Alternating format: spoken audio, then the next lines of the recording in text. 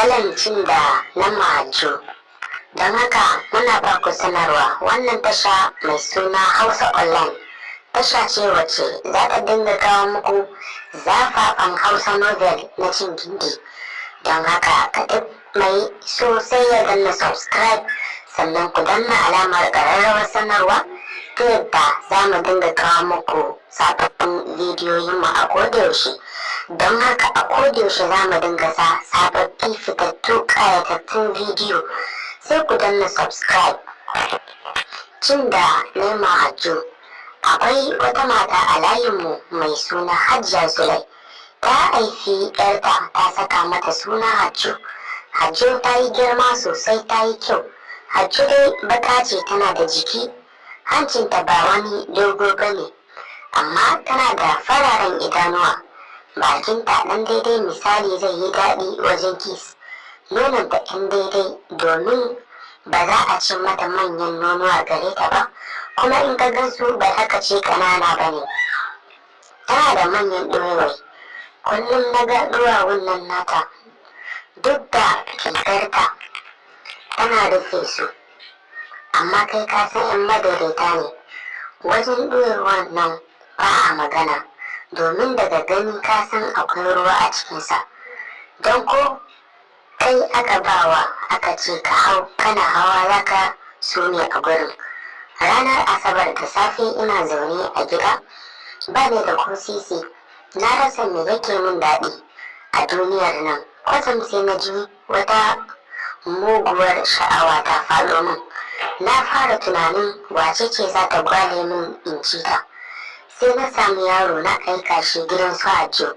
Na ce ya ce mata ƙanwata na son ganinta. Yaron ya dawo ya ce min ta ce tana zuwa. Kafin ta zo sai na fara tunanin ya zan fara. Ina cikin tunani kawai na ji an yi sallama. Na fita da sauri na ce mata ta shigo ta zauna. Kanwata ta shiga wanka. Ta ce min za ta je ta dawo. Na ce mata daman akwai wata magana da nake so mu yi. Sai ta zauna na matso kusa da ita. Na fara karanta mata komai sai na ga jikinta ya mutu. Buɗar bakinta sai ta ce min tana jin tsoron kar na yi mata ciki. Na ce mata kar ta damu, zan mata yadda ba za ta ɗauki ciki ba.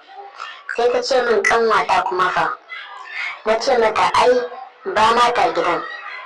Na ga ta saki wani murmushi, ta saki jikinta. Na ja ɗakin na kulle da makulli. Na cire mata kayanta da baki ɗaya. Ni ma na cire shegiyar bura daga babban kaya har ta miƙe. Na fata fara juyawa tana nuna min mulmula duwawunta. Duwawan nan manya ne, ga su da wani santsi. Ai da na ga wannan kayan sai da na kusa suma. Kawai sai na kamo ta na kwantar da ita na kama mata nono. Abin mamaki, nonuwan laushi ne da su, saboda a ido idan ka gansu ka ce ba su da laushi. Kalar su ba ta yi kama da nono mai laushi ba.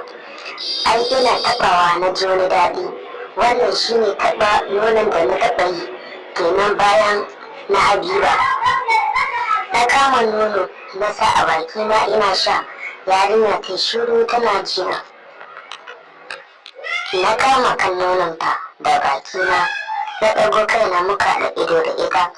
Na ga gaba ɗaya ta fara fita hankalinta. Na ci gaba da shan nononta.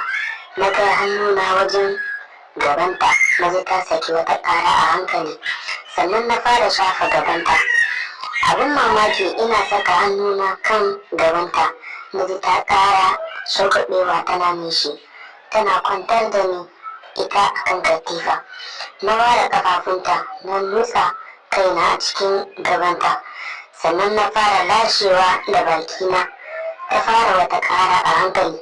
Ina lashewa tana ƙara da runtsa ido. Na kama ɗan belin da bakina ina tsotse shi. Na saka ta saka wani katuwar ƙara a wajen wacce ta yi asalin razana na sosai. Na ci gaba da san mata buri gaba ɗaya. yanzu kuma Hajjo ta kasa gane a ina take. Na ɗauko yatsana na fara caka mata shi a cikin gabanta. Nan na ji tana wani iyo, tana iyo a hankali, tana kiran wai in ci ta. Ta gama ɗauke wuta sannan na tashi na ce alhamdulillah, ko yanzu bukata ta biya. Sannan na ce bayan ci ta ba saboda tsoron kada ta ɗau ciki. Nan fa ta fara iyo ita wai dole sai na ci ta. Na ce ke fa kika ce idan na saka miki burata zan yi miki ciki. Nan don haka ina tsoron kada cikin ya shiga. Nan fa Hajjo ta fara kuka ta ce min kawai in ci ta kawai. Na ce mata sai dai ta biya ni na ci ta. Ta ce min ba matsala. Sai na dawo na ɗaga ta. Ta tashi na juya ta min goro sannan na fara zura mata gora. Tana kiran na gode yauwa. Yin a hankali wayo daɗi sai nishi take. Haka take ta faɗa. Da farko amma ni na daki na ci gaba da yi mata gwaso. Haba tun tana magana sai da ta dawo nishi. Hakan ma ban kyale ta ba, na fara mata gwaso. Gwatsa raba gardama, ina buga mata gwaso da karfi. Sun sai ga ta kawo, za ka ta kwanta na riƙe ta. Da hannuna na ci gaba da yi mata gwaso. Nan fa ta fara haɗa gumi. Kaga abin ba zai kare ba. Sai da Hajjo ta fara don Allah ka haƙuri. Tana iyo, ta ga ba wanda ya zo. Ta fara iyo tana kiran ƙannena. Ummi ki zo ki cece ni. Tana cewa zan mutu. Wayo don Allah ka haƙuri.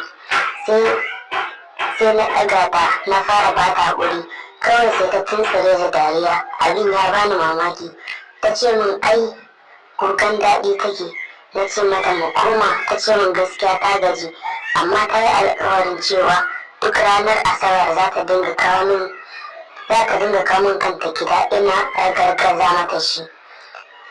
Ta tashi za ta fita. Na ce mata ina kuɗin da ta ce za ta bani. Ta je gida ta kawo min 2000. Na tashi mai wanka. Don haka ga duk mai son Hausa novel na Malamar Gindi, don haka sai ku danna subscribe sannan ku danna alamar ƙararrawar sanarwa ta yadda za mu sanar da ku da zarar mun ɗora sabon bidiyo. Kar ku manta muna ɗora bidiyon mu ne ko da yaushe. Sai ku ta bidiyon mu a ko da yaushe domin samun sabbin shirye-shiryen bidiyoyin masu ƙayatarwa. Mun gode.